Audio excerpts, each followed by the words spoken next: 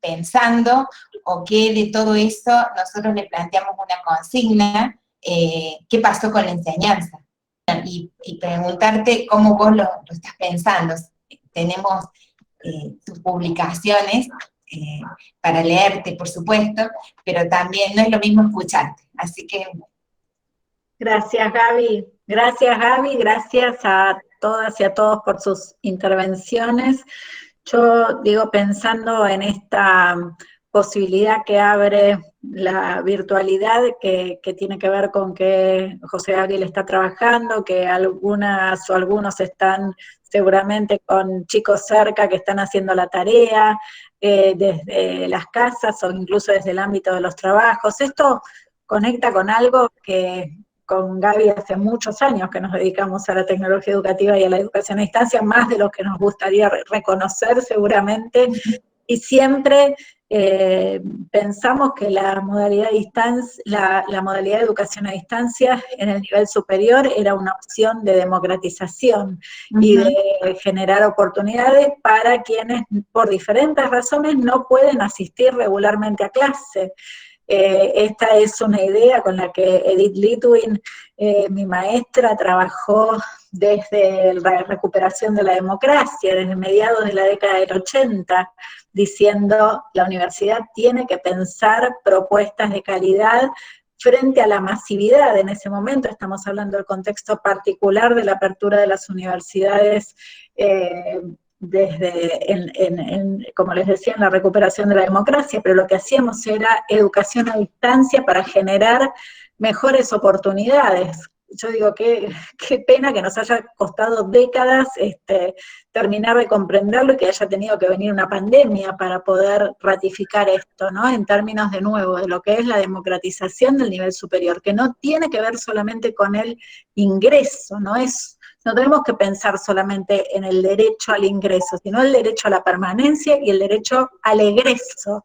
Y para eso, hoy, la realidad es, ¿por qué renunciaríamos a propuestas que podemos hacer? Porque digo, las estamos haciendo de una manera que no requiere ni siquiera tanta inversión, ni tanto despliegue tecnológico, y que genera esta posibilidad, que es una posibilidad en términos de inclusión. Entonces me parece que esto nos pone, para empezar, y más allá de que nos vayamos a enfocar en un aspecto particular, que son las prácticas de la enseñanza, creo que podemos pensar sosteniendo acá una posición política. Y bueno, acá tratando de retomar las cosas que se fueron planteando, voy a hacer un hilado distinto del hilado con el que fue apareciendo, de alguna manera lo reacomodé. Lo primero que quiero plantear o recuperar es esta cuestión de que la pandemia nos interpela profundamente. Por ahí decían las palabras que ustedes mismos usaron, ¿no? Esa suerte de avasallamiento, esa desesperación por la continuidad.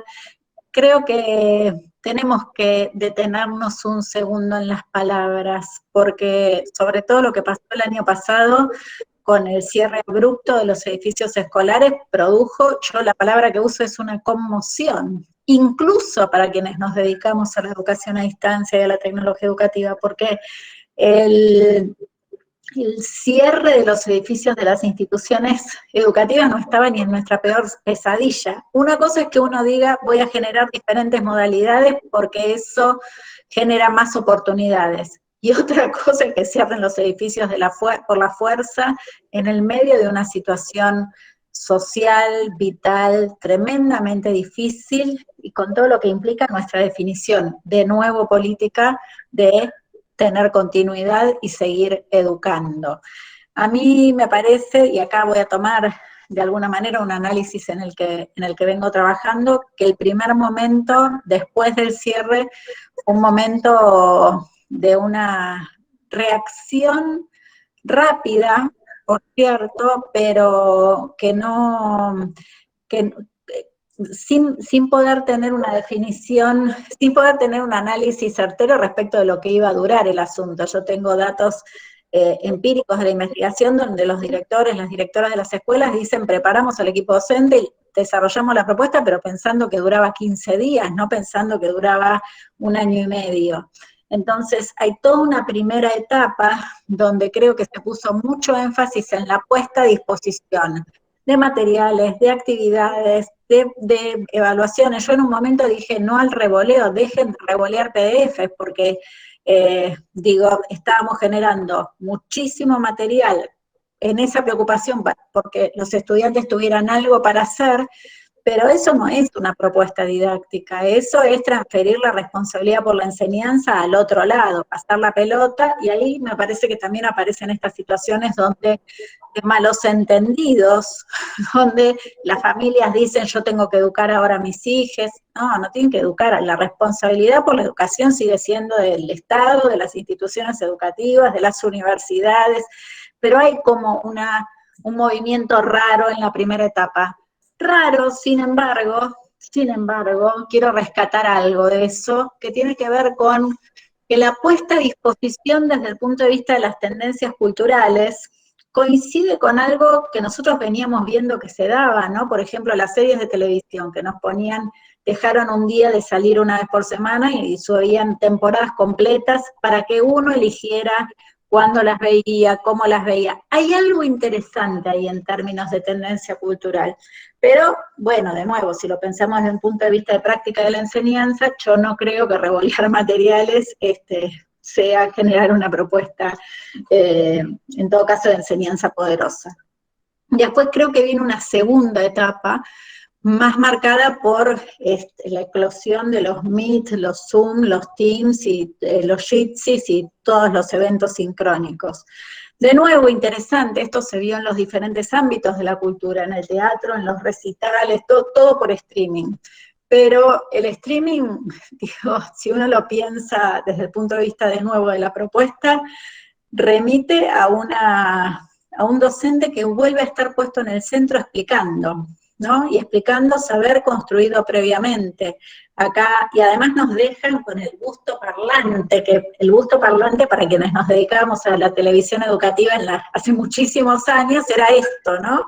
Esto, la cara que habla, que hicimos tanto esfuerzo por desarmar, y ahora de repente quedamos como presos de la estética de la pandemia, diría Carrión, que en nuestro caso es una estética antigua, de nuevo, de la década del 70, vinculada a la televisión. ¿Cómo desarmarla? Bueno, yo estoy haciendo mi propia cuota de esfuerzo ahora en las últimas semanas, es decidir que vengo a este tipo de encuentros parada. A ver si empiezo a poner en movimiento otras cosas, por lo menos muevo las manos, o sea, recuperé algo de lo mío en términos de gestualidad, y me acuerdo que tengo cuerpo cuando estoy en esta situación. Entonces, como también poder reconstruir eso. Me parece que se empezó a armar un balance más hacia fin de año, y ese balance es de alguna manera el que creo que ustedes están señalando, cuando se enfocan en estos aspectos de prácticas emergentes y dicen hay cosas que empezaron a ser distintas. Ahí voy a como una segunda cuestión. Me parece que es interesante lo que planteaban respecto de la articulación de las plataformas. Me parece que hay algunos autores que dicen la fuerza de la combinación de aplicaciones. No es que estamos en Meet, algunos toman nota en otra cosa, otros están grabando, alguien tuitea. Es la fuerza, queda grabado, lo suben al campus. Fíjense la cantidad de aplicaciones tecnológicas que hay en esto. Y la pregunta es si estamos arrancándole para la propuesta la fuerza de las aplicaciones combinadas, porque la cantidad de aplicaciones que estamos usando, si las combinamos, puede ser tremenda, pero hay que poner esa combinación de aplicaciones como parte del diseño. Ahora bien, creo que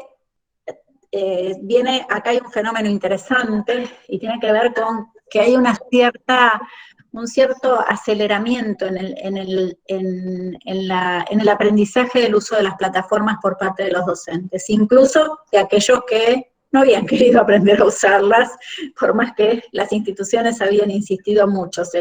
No sé, en abril del año pasado lo habitual era escuchar a la gente decir, ¿dónde estaba mi aula virtual? Yo tengo una aula virtual, esta universidad tiene aulas virtuales, y vos decís, sí, hace 20 años, hace mucho que tiene aulas virtuales.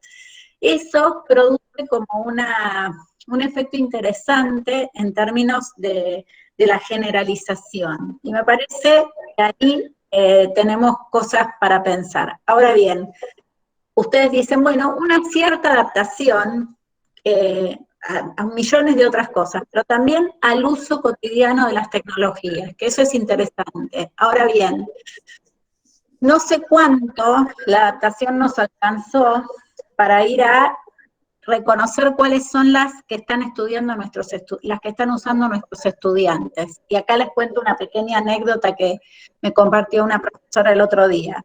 Hay una suerte de tendencia rara a pedirles a los estudiantes que cuando van a rendir muestren el lugar a donde están, que demuestren que no están con nadie, que pongan la cámara de modo tal que veamos que no se están copiando. Los estudiantes están en el medio de esa situación, fingiendo que todo eso sucede, en Discord, organizando un modo de distribución de las evaluaciones, donde el que más sabe contesta el ítem que le distribuyen, y después lo redistribuye para que todos lo completen. O sea, me parece que no alcanza con decir estamos generalizando el uso de campus virtuales. Me parece que nuestro verdadero salto es reconocer las tendencias culturales de las que los estudiantes participan.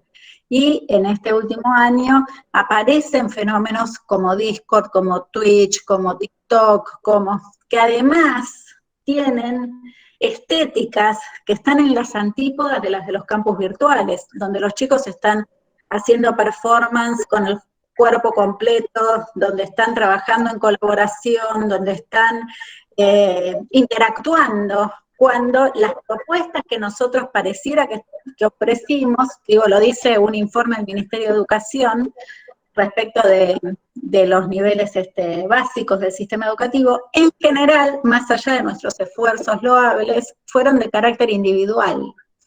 Y si uno plantea una propuesta que aun cuando está en un entorno tecnológico tiene una trama individual, se pierde lo mejor que puede tener el entorno tecnológico, pero además deja a los pibes en soledad en una situación en la que ya están en aislamiento, como que el mensaje es haz tu tarea solo o sola. Y ahí, digo, creo que tenemos que tener como una mirada crítica, poder mirar estos fenómenos y poder desarmarlos, porque si no, eso que queremos que pase, esta ventana de oportunidad, tal vez no le saquemos la fuerza que puede llegar a tener. Me parece que traían, en términos de las cosas sí muy interesantes, muy buenas, muy positivas, que pasaron, lo que planteaban respecto de animarse a crear, de tirarse a la pileta para tener propuestas creativas, de desarrollar propuestas donde tengamos como la cabal intención de ir a buscar el deseo de aprender y el deseo de enseñar.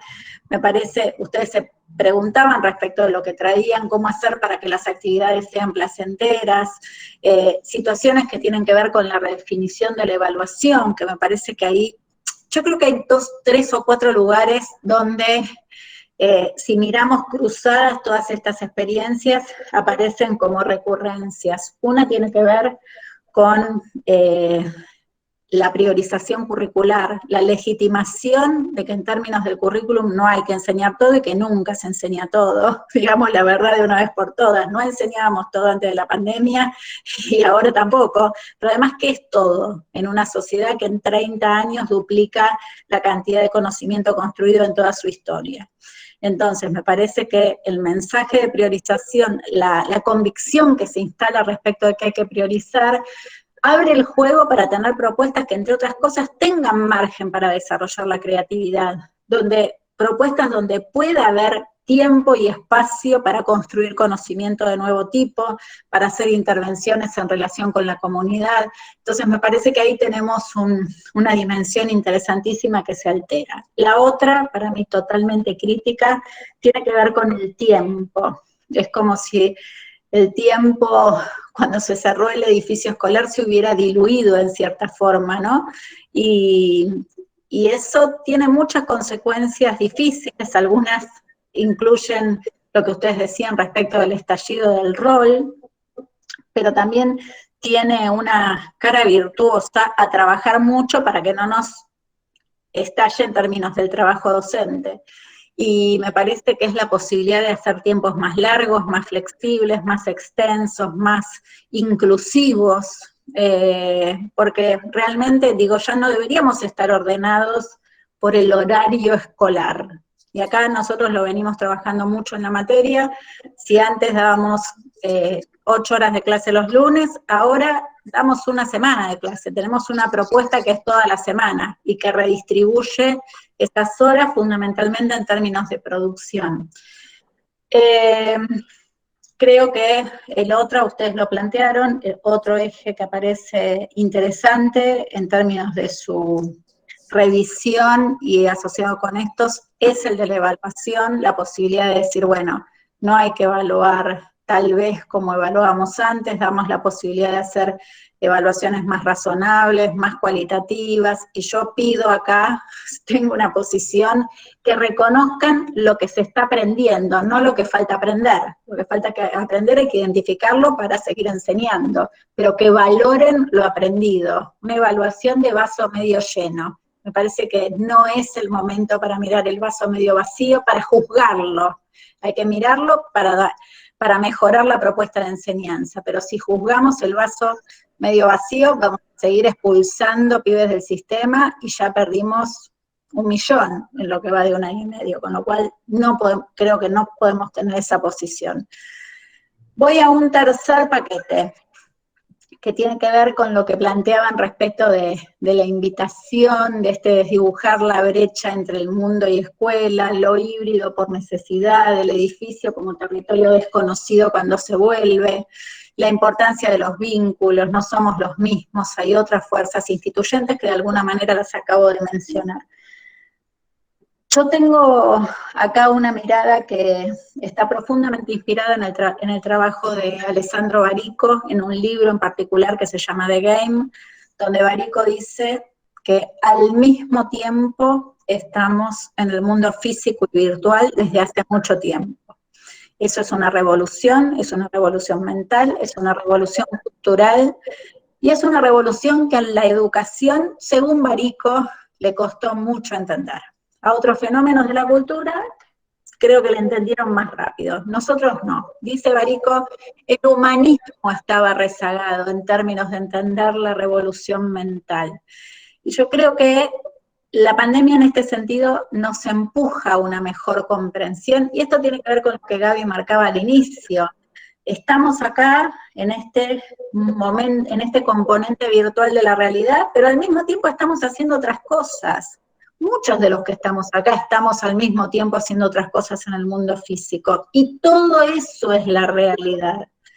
Entonces, me parece que de acá en más tendríamos que plantear propuestas que aun cuando la universidad abra, sigan pensando en estos términos que son físicos y virtuales al mismo tiempo. Lo que Gaby decía, ¿por qué José Gabriel no podría seguir trabajando en el horario de la clase mientras la propuesta está sucediendo? ¿Por qué yo no podría estar conectada charlando con ustedes? O sea, me parece que ahí tenemos que ser como muy incisivos también en nuestras demandas a las instituciones, porque las condiciones prepandemia generaban fuertes expulsiones y limitaban nuestras posibilidades.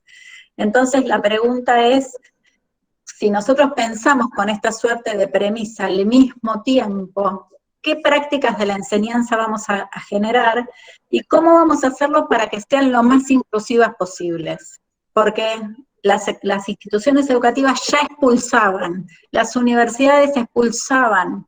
Entonces, si en el medio de una crisis vamos a profundizar un sistema que ya era que era muy desigual, lo que nos espera después de la crisis. Entonces, ¿cómo hacemos de esto? Me parece una oportunidad para rediseñar prácticas de la enseñanza que sean fundamentalmente más inclusivas y que se inscriban en un momento de la historia en el que hay una pandemia, donde además los campos disciplinares, Gaby lo marcaba hace un rato, sobre todo tienen preguntas, ni las nuevas categorías nos están alcanzando.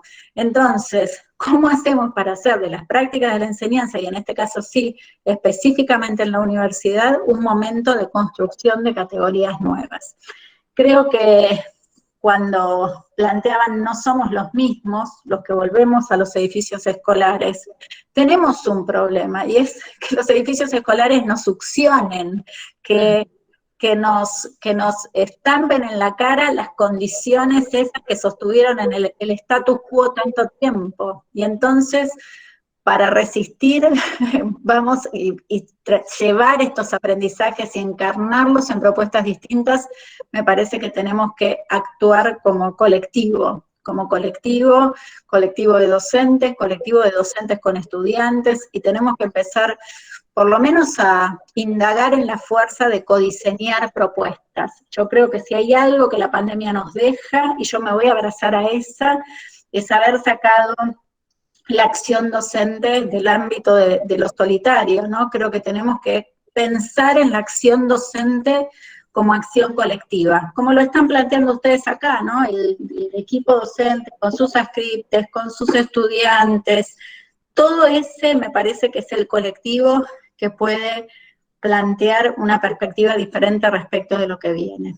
Y quiero marcar, para terminar esta intervención, rescatar algunas de las cosas que ustedes dijeron sobre el sitio del Moviente, que es un sitio que hicimos justamente con este espíritu, ir juntando propuestas y que sea un espacio de diálogo y de co-creación.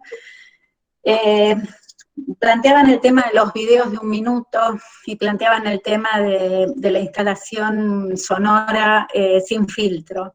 Son piezas culturales que fueron concebidas pensando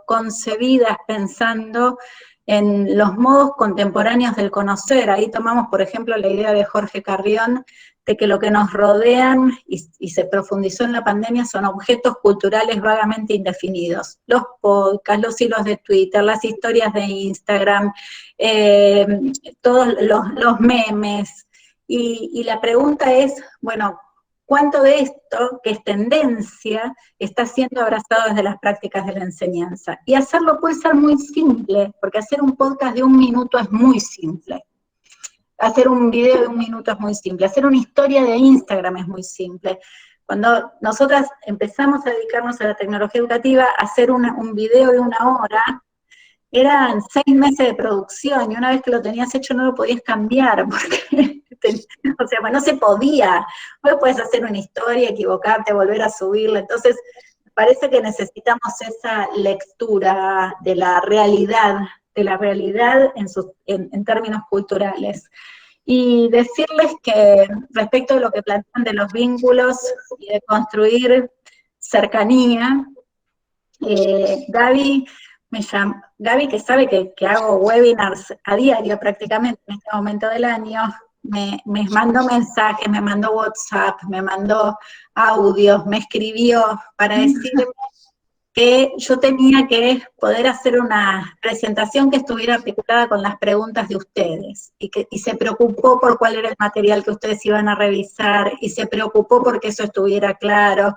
Entonces, me parece que ahí, así se construye el vínculo, ¿no? En un reconocimiento profundo de la humanidad nuestra como docentes, como estudiantes y como colectivo, y no da lo mismo. Entonces me parece que la cercanía no es algo que baja, si bien tengo una idea que es que uno de los problemas que tiene la pandemia es que estamos romantizando los vínculos prepandemia. Hablamos de los vínculos como si hubieran sido ideales y cercanos. Yo no creo eso, ¿sí? Pero creo que tenemos una oportunidad de hacerlo bien, porque la dificultad que nos trae construir cercanía en los entornos virtuales puede ser que, al contrario de lo que pensamos, nos humanice y nos permita poner foco en eso, como hizo Gaby. Y si pasa eso, yo creo que el futuro tiene que poder ser mejor que esto. Entonces dejo acá para charlar. ¡Wow! Bueno, gracias por estas ideas que nos has compartido y por incluirme desde esa visión tuya. Así que la verdad es que nosotros como cátedra, cuando empezamos a planificar este 2021, sí teníamos claro que no queríamos ser gustoparlante y que queríamos hacer otra cosa, ¿no? Algo que realmente que permitiera que Gabriel aproveche nuestras clases y que también lo haga Georgina, que está en medio del campo, y bueno, que este fuera un espacio realmente de encuentro, donde valiera la pena estar, ¿no? Algo de eso que vos también trabajas. Y bueno, me parece que nos dejas picando muchas cosas para seguir pensando, ¿no? En términos de, bueno, por lo menos en términos de cómo estas prácticas que vos decís que cuando algo es tendencia, cómo abrazan las prácticas educativas ciertas tendencias culturales, ¿no? Creo que ahí se abre un capítulo para mirar en profundidad, porque no todo lo que se abraza es deseable que se abrace, y a veces no se abraza lo que se tiene que abrazar. Digo, lo pongo como una cuestión para seguir pensando. Por otro lado, vos también planteabas que las instituciones ya expulsaban, ¿no?, este romanticismo sobre ciertas prácticas que añoramos como si hubieran sido perfectas, y las posibilidades que hoy se están construyendo, los vínculos que hoy se están construyendo, la recuperación por la preocupación por el aprendizaje que hoy se está poniendo sobre la mesa, la preocupación por la inclusión. Bueno, quizás pasó una pandemia para que recuperáramos algunas de estas cuestiones que teníamos como un poco adormecidas, ¿no? Me gustaría no acaparar yo todas las preguntas y mis preocupaciones, sino abrir el juego a nuestros estudiantes. Acá, Gaby, acá hay una pregunta que quisiera contestar de Verónica, que dice cómo garantizar el derecho a la educación para cualquiera. Yo creo que la pandemia pone en blanco y negro algo, me parece que lo veníamos planteando, pero que lo dejó en total evidencia, que es que tenemos que garantizar el derecho a la inclusión digital. Y eso en todos los niveles del sistema, también en la universidad y también en los institutos de formación docente. Es más complejo que antes, porque nosotros antes pensábamos en las instituciones educativas, es decir, bueno, que haya Wi-Fi en la universidad, o que haya dispositivos en ciertos laboratorios. La pandemia, que no sabemos cuánto va a durar, y pueden venir otras, y puede, panorama de los próximos años, ojalá que no, pero todo hace suponer que va a ser muy complicado, mostró que tenemos que garantizar el derecho a la inclusión también en los hogares.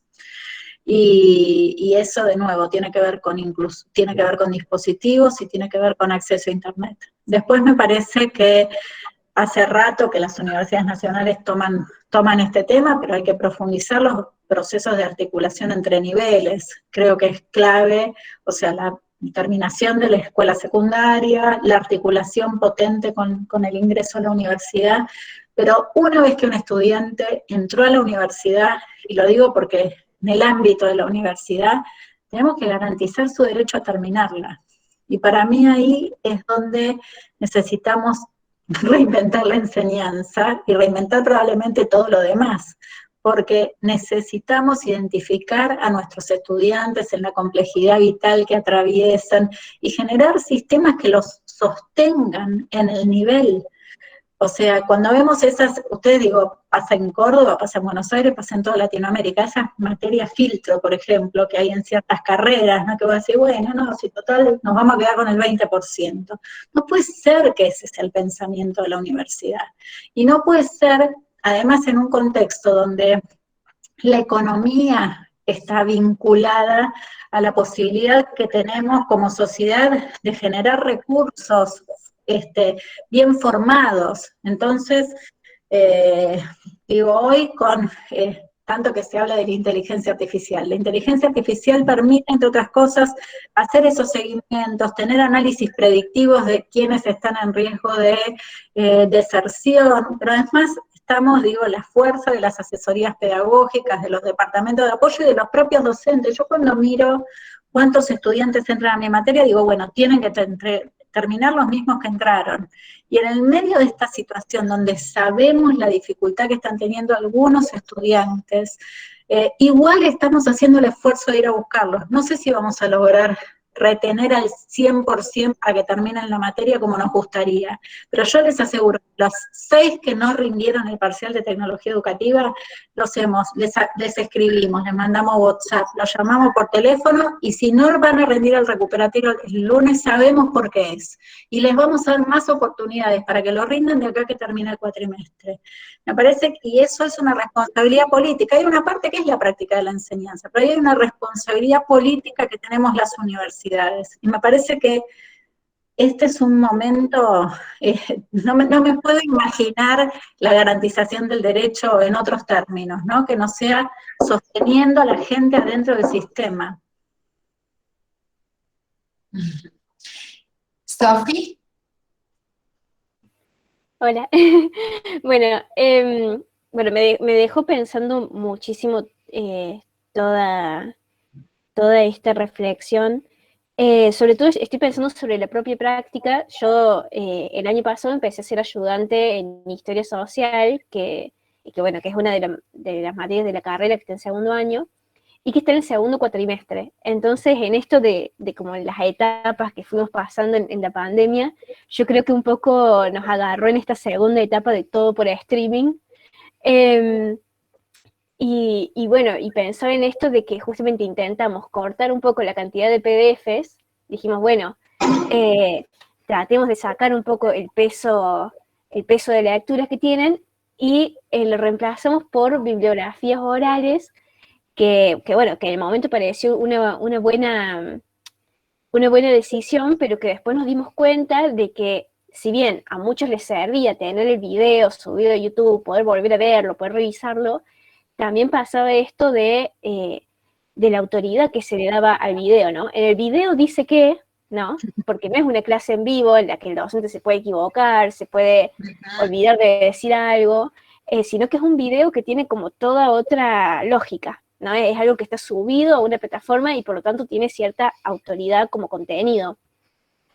Entonces, bueno, pensaba en esto y pensaba en esto de codiseñar propuestas y lo colectivo, que bueno, tuve la suerte de incorporarme en esta cátedra que ya venía trabajando bastante colectivamente y que en este momento se hizo ultra necesario incorporar la palabra de los ayudantes, que éramos los más adaptados a todo lo que es la tecnología y los que aprendíamos más rápido, quizá porque ya estábamos insertos en estas lógicas, y la necesidad que tuvieron los docentes de decir, ¿qué harías vos como estudiante? ¿Qué te serviría a vos? ¿Qué plataformas conoces? E ir probando. Si bien empezamos con esto de los videos, a medida que avanzó el cuatrimestre fuimos probando con otras plataformas, y ahora que estamos en fase de planificación para el siguiente cuatri, estamos expandiendo, haciendo como toda una investigación, así como las profes de tecnología han decidido crear estos espacios, romper con la lógica de práctico y teórico, y de decir, bueno, hagamos tutorías, hagamos conversatorios, hagamos que ese deseo de aprender esté ahí. Bueno, estamos justo en esa fase, y toda esta reflexión y todas las notas que tomé me sirven justamente para pensar en la propia práctica y para identificarme también en las prácticas de las otras personas que se evidencian también en la página de Movimiento Educativo y bueno, y en los relatos de mis compañeros y docentes. Sofi, 2 o 3 cosas. Primero, gracias por este aporte. Yo creo que lo más importante de lo que estás señalando es estamos probando. Y lo hicimos así, pero estamos revisando cómo nos fue y lo podríamos hacer de otra manera. A mí me parece eso es totalmente crítico. Tomar esa cuota de riesgo que requiere hacerlo distinto, documentarlo, hablar con los estudiantes, decir de esto que fue, que anduvo, que no anduvo, que sí, y decir, bueno, si la apelación a la autoridad se plantea en esos términos, tal vez hay que seguir cambiando la propuesta. Digo, me parece que eso lo primero es vivir en modo experimental, no en el sentido de experimento, sino en el sentido de experimentación, de jugar. Vivir en modo experimental. Eso sería lo primero, y ahí aplausos. Lo segundo, nosotros tenemos una propuesta de trabajo que uno como de los no renunciables. y tiene que ver, una construcción de nuestra maestra Edith Litwin, y tiene que ver con que los libros se leen enteros, ¿no? Es decir, cosas que nos dejó como tatuadas, los libros se leen enteros. Y eso hizo que nunca diéramos fotocopias de capítulos, con todo lo que eso implica de dificultad, ¿no? Porque comprar un libro es carísimo, por un montón de cosas. Pero también creemos que nuestros estudiantes se empiezan a armar una pequeña biblioteca necesaria en la vida profesional cuando uno trabaja y sigue estudiando. A veces hay como propuestas solidarias, se compran un libro y lo comparten entre 4 y el otro compra otro, pero hay como algo de eso que se arma, pero nuestra posición respecto a la materia es que en un cuatrimestre se leen 4 o 5 libros completos. Ahora bien, en la prepandemia no explicábamos los libros en clase, porque estamos pensando el modelo hegemónicamente explicativo, donde el 80% del tiempo se va en eso, y después disimulamos que hacemos algunas actividades, lo digo irónicamente. Entonces, cuando pusimos el eje en la producción y en la creación, y también desmontando la división entre teóricos y prácticos, empezamos a plantear propuestas donde uno, para poder avanzar y poder producir y poder discutir con la gerente general de Educar la política TIC del ministerio, tiene que haber leído a Barico. Y cuando vos le decís a los estudiantes, ¿sabés qué? La semana que viene ustedes le van a presentar una propuesta de Educar para el Plan Federal Juana Manso, hecha por ustedes, pero la tienen que traer fundamentada, para lo cual tienen que ir y leer a Barico. Y, lo voy a decir, perdón, Javi, sé que estás grabando, jódanse. Sí, pero en el buen sentido, hacete cargo de que sos un estudiante universitario, que te tenés que leer un libro, porque eso es también parte de tu formación. Entonces, ¿qué pasa? Que los chicos y las chicas a la semana siguiente se juntan con las autoridades, plantean sus propuestas y recitan a Barico como si lo hubieran estado estudiando 3 años, porque tuvieron una motivación para hacerlo. Motivación es una palabra que no uso jamás. Tuvieron un impulso. Sí, tuvieron un empujón para hacerlo, tuvieron el deseo de que les fuera bien en esa presentación.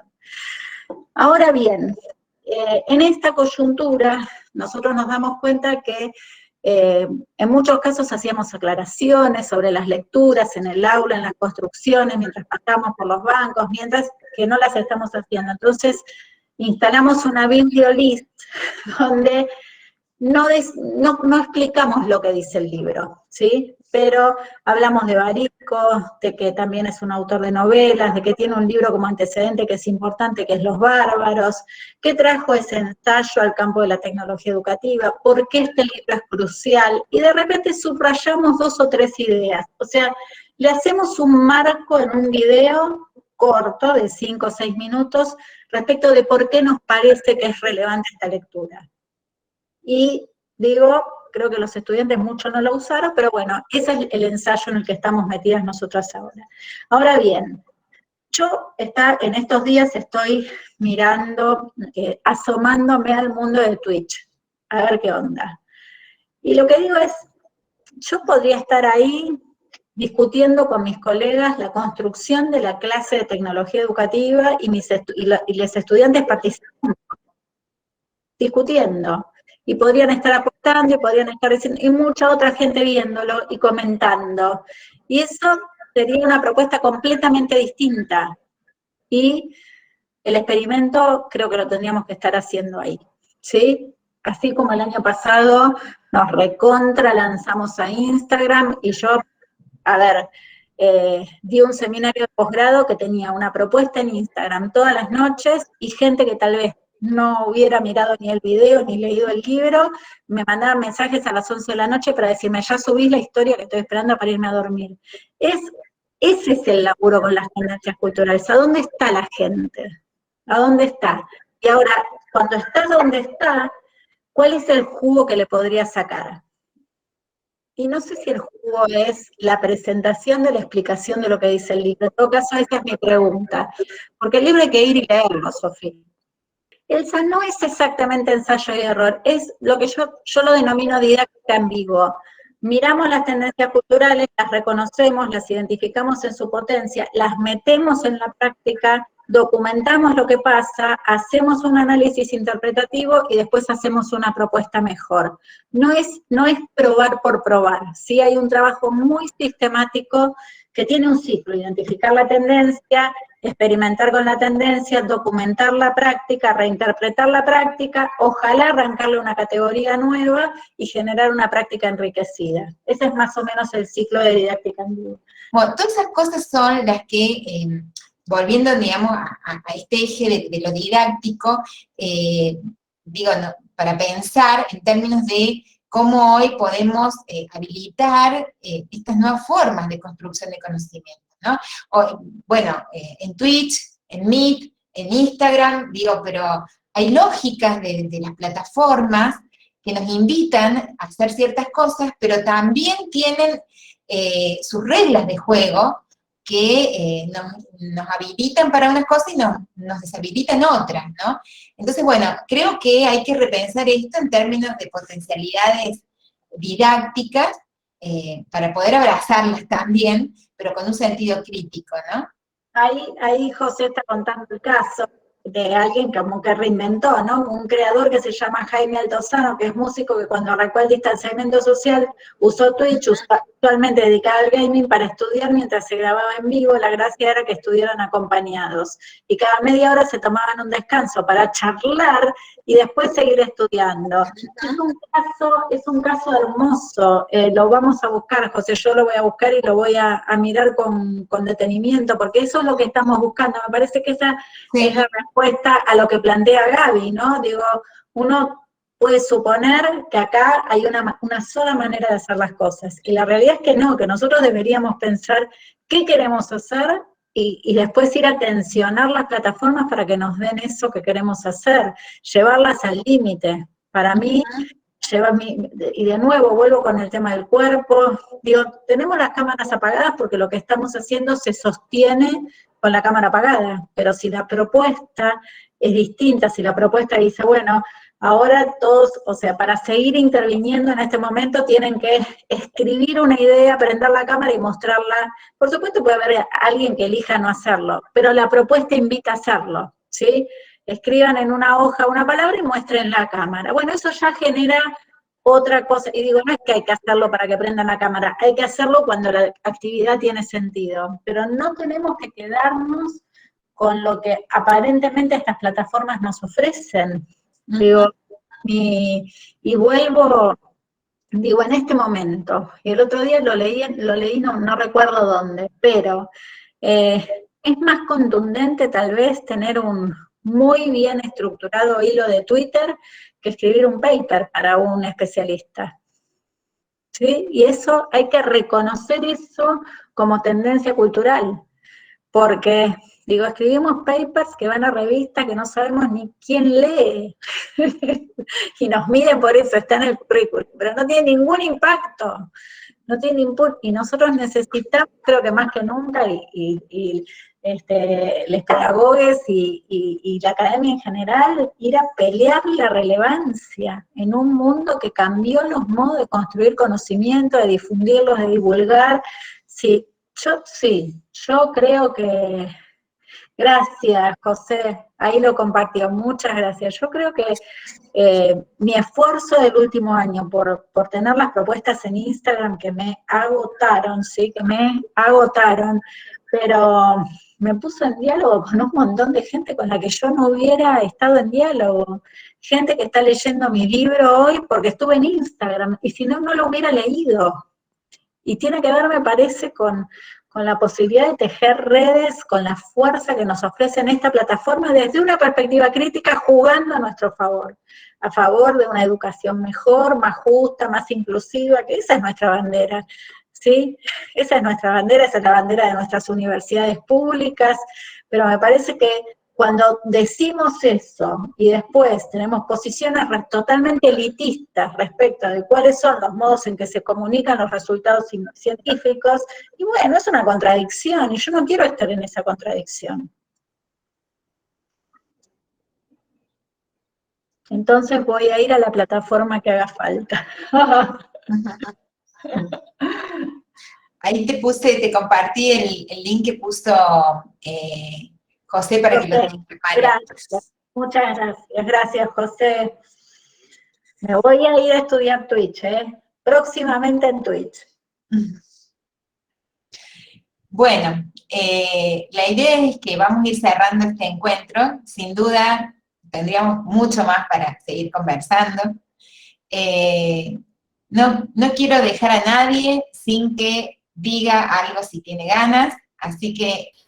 Bueno, si queda un lugarcito. Dale. No, digo, muchas gracias, Mariana, la verdad que siempre es un placer escucharte, y uno se queda pensando en cosas, ¿no? Pero, bueno, también, y uno lo resignifica esto tamizado por las experiencias personales y que estamos teniendo como docentes, ¿no? Y digo, pensando en esto, los desafíos, ¿qué desafío? Digo, en este momento lo siento como un desafío grande, porque nos ha pasado tanto en la universidad como en formación docente a nivel superior, que la matrícula creció mucho, ¿no? Y bueno, las tecnologías nos dan estas posibilidades de encontrarnos en una videollamada, personalmente me gusta pensarlas como videoclases, y el desafío de poder reconstruir ese espacio de lo colectivo, del diálogo, de que se animen a prender las cámaras o a compartir a través de un chat. Digo, me parece que hay algo ahí que todavía nos está interpelando como docentes, ¿no? Digo,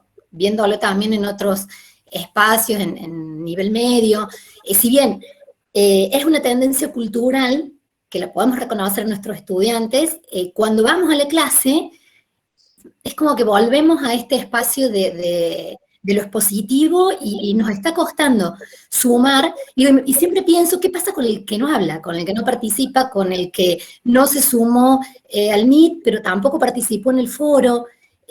Bueno, como que creo que ahí hay algo que nos tensiona o nos tracciona entre esa escuela tradicional y estos nuevos modos, y estas posibilidades que nos da la tecnología, ¿no? Inclusive esto mismo, ayer también me pasó en una clase, que la tecnología nos permite ir entrando en el Meet en el momento que puedo. Pero cuando uno tiene, organizado, nos pasó hoy también, ¿no? Cuando uno anticipa una actividad en grupo, con discusiones, bueno, es como que cuesta sostenerlo, ¿no? Creo que todavía ahí, bueno, nos falta seguir experimentando y construyendo cosas. A ver, planteo, María Eugenia, algo que está en el libro, pero me parece que viene al caso de esta pregunta. Yo creo que se empiezan a mover otras cosas cuando hay un horizonte de transformación. La pregunta es, ¿qué estamos haciendo nosotros 70 que va a transformar algo en el afuera, ¿no? ¿Qué vamos a hacer? Y eso como un horizonte, como para darle sentido a todo un curso, a toda una materia, y me parece que eso a su vez organiza una línea de producción. Y cuando vos estás en modo producción desde la primera semana de clase o la segunda semana de clase hasta que termina el cuatrimestre, entonces te da como un modo de interacción que ya fluye porque estamos produciendo. Y me parece que eso abre el juego. Ahora, nosotros, para tenerlo como así en una cadencia que es de mucho diálogo, tomamos una decisión que es difícil de sostener, pero es que tener grupos completos en WhatsApp para empezar a hablar, ¿sí? Con todo lo que eso conlleva en términos de esfuerzo, de moderación, digo, pero lo tengo hasta en el posgrado, ¿no? En este momento que tengo muchísimos alumnos en el posgrado, y tengo 2 grandísimos grupos de WhatsApp donde hay moderadores, donde hay, o sea, hay una propuesta de intervención ahí, pero eso hace que estemos 7x24 presentes, por ejemplo, y hay una conversación abierta diaria. Entonces, en este momento eso trae mucha fuerza. Pero de nuevo, no es conversar por conversar. De hecho, cuando en esos grupos la gente los usa como usa WhatsApp habitualmente, que yo digo, se produce como una tensión divergente. Vos querés que confluyan en una propuesta pedagógica y después vienen y dicen, no, pero miren tal video, hagan tal cosa, y ahí digo, pasó de nuevo.